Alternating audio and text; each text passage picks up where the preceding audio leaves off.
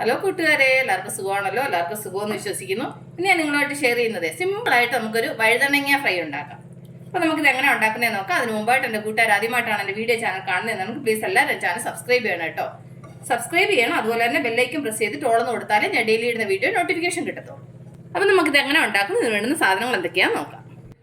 മിക്സിയുടെ ജാർ എടുത്ത് ഇതിലേക്ക് ഒരു 2 തക്കാളി, ചെറിയൊരു കഷ്ണം ഇഞ്ചി, 5-6 ഇതൾ വെളുത്തുള്ളി, അത് കഴിഞ്ഞ് ഒരു 7-10 ചെറിയ ഉള്ളി, എന്നിട്ട് 1 ടീസ്പൂണ് മുളക് പൊടി.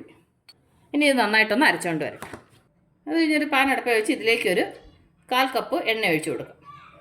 എണ്ണ നന്നായി ചൂടാകുമ്പോൾ ഇതിലേക്ക് 4 വഴുതനങ്ങ സ്ലൈസായിട്ട് അരിഞ്ഞത്, അതിൻ്റെ കൂടെ കുറച്ച് ഉപ്പ് ഇട്ട് കൊടുക്കാം.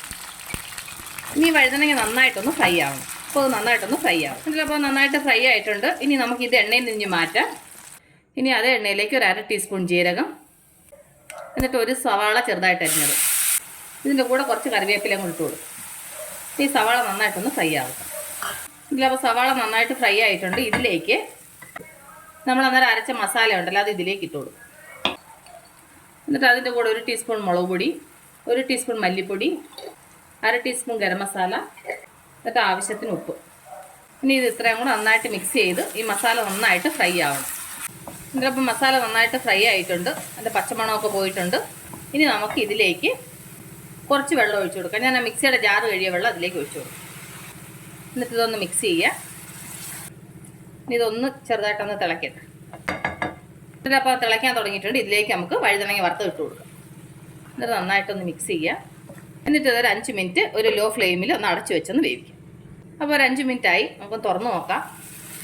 കണ്ടില്ലേ, നന്നായിട്ട് എണ്ണയൊക്കെ തെളിഞ്ഞ് നന്നായിട്ട് ഡ്രൈ ആയിട്ടുണ്ട്.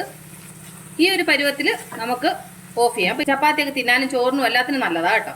വഴുതനങ്ങ മസാല റെഡി ആയിട്ടുണ്ട്. കണ്ടില്ലേ, അത് സിമ്പിളായിട്ട് ഉണ്ടാക്കിയെന്നുണ്ടല്ലേ. അപ്പോൾ ഞാൻ നിങ്ങളുമായിട്ട് ഷെയർ ചെയ്ത ഈ വഴുതനങ്ങ റെസിപ്പി നിങ്ങൾക്ക് എല്ലാവർക്കും ഇഷ്ടപ്പെട്ടാണെന്ന് വിശ്വസിക്കുന്നു. നിങ്ങളെല്ലാവരും ട്രൈ ചെയ്യണം കേട്ടോ. നിങ്ങളെല്ലാവരും ട്രൈ ചെയ്യണം. ട്രൈ ചെയ്ത് നിങ്ങൾക്ക് ഇഷ്ടപ്പെട്ടാൽ നിങ്ങളുടെ ഫ്രണ്ട്സിന് ഷെയർ ചെയ്യുക, ലൈക്ക് ചെയ്യുക, വാല്യുബിൾ കമൻറ്റ്സ് ഇടുക. അപ്പോൾ നാളെ നമ്മൾ രുചികരമായ പുതിയ വീഡിയോ പുതിയ റെസിപ്പിയുമായിട്ട് നാളെ നമ്മൾ വീണ്ടും കാണും വരെ ടേക്ക് കെയർ. Bye.